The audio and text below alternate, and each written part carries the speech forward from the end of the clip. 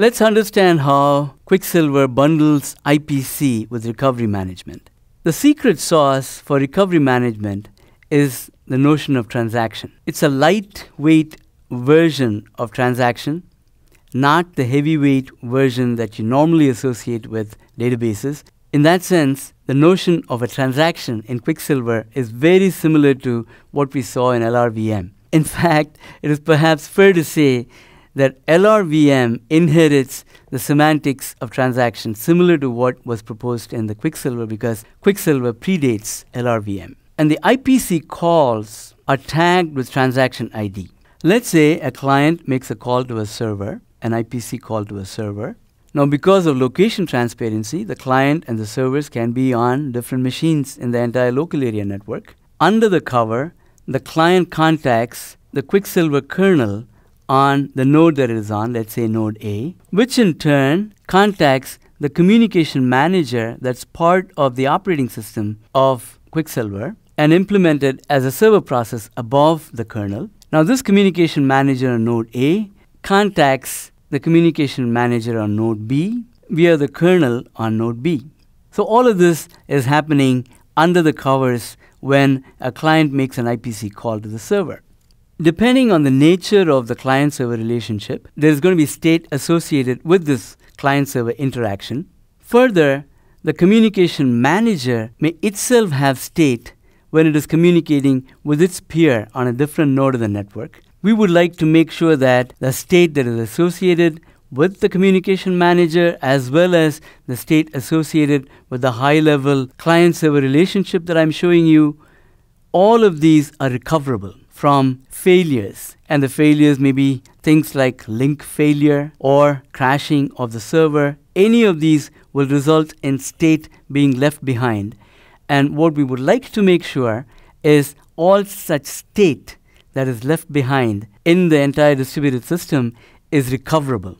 So under the cover, the communication manager on node A contacts its transaction manager. And the transaction manager on node A, in turn, contacts its peer on node B. And now a transaction link is established as a way of recording the trail of client-server interactions to later facilitate picking up the breadcrumbs that may potentially be left behind when the client-server interaction terminates either successfully or unsuccessfully. So the creator of the transaction is the default owner of the transaction. That is the root of the transaction tree. Others are participants. In this example, I'm just showing you that a client-server relationship exists here.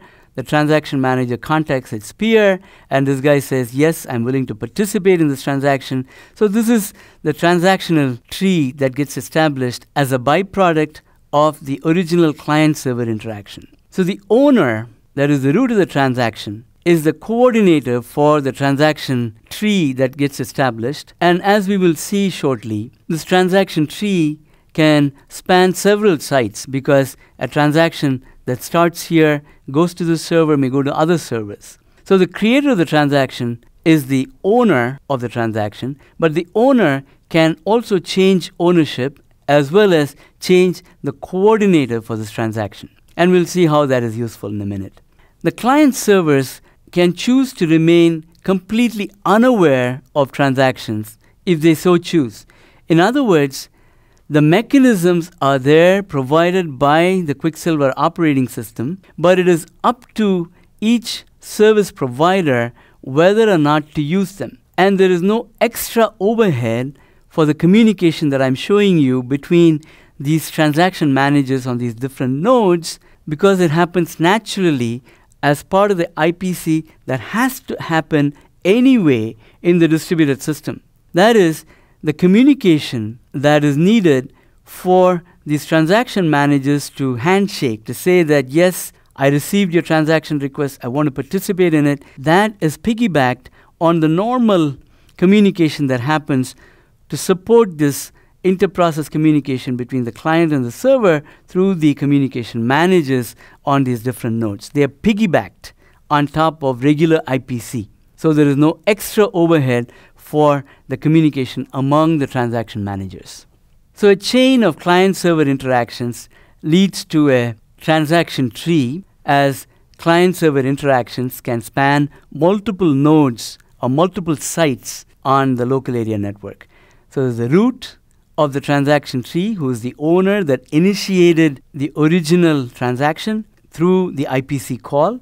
And these are all the participants who said that, yes, we are also part of this IPC chain and will participate in this transaction that was initiated by this owner. Examples of how these client-server interactions lead to the creation of transaction trees: you can have a client making a call to a window manager, asking for something to be painted on the screen, and that under the covers will result in a transaction link between these two nodes. Or a client could make a request to a file server for opening a file. That would result in a transaction tree getting established between the participating nodes.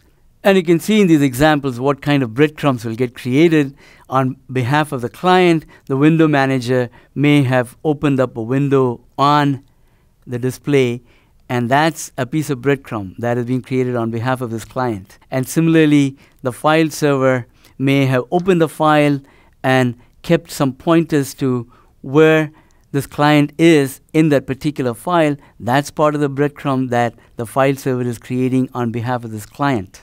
And those are the states that we would like them to be recoverable if in fact there is any failure. I mentioned earlier that IPC calls are tagged with the transaction ID that gets created under the covers. And these transaction IDs are automatic. The clients and the servers don't have to do anything special for that. But at the same time, they don't have to care about them either if they don't want to use it in any fashion or form. So the key point is the transactions are provided in the operating system from the point of view of recovery. And because a client-server relationship can traverse multiple nodes or sites in the local area network, it is important to make sure that recoverability has to worry about multi-site atomicity.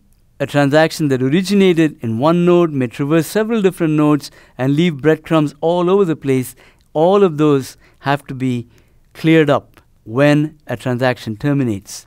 So there is coordination that needs to be done, and this is where the transaction tree is very useful. And since the transaction that is used as a secret sauce in Quicksilver is purely for recovery management, semantics are very simple, and there is no worry about concurrency control either.